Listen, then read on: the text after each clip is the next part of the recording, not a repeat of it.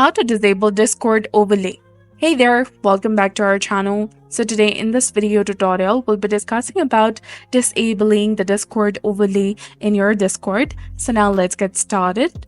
First of all, you need to go ahead and open a web browser and then go to discord.com and log into your account.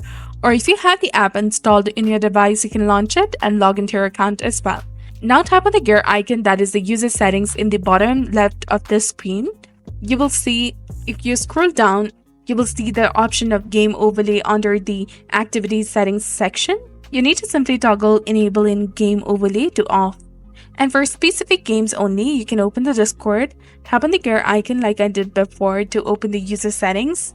Now go to registered games, go to activity settings, and then tap on activity privacy.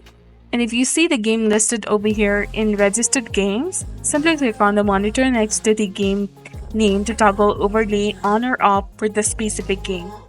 So that's it for the video. I hope you found it informative. If you did, please like, share, and subscribe. Thanks for watching. See you in the next one.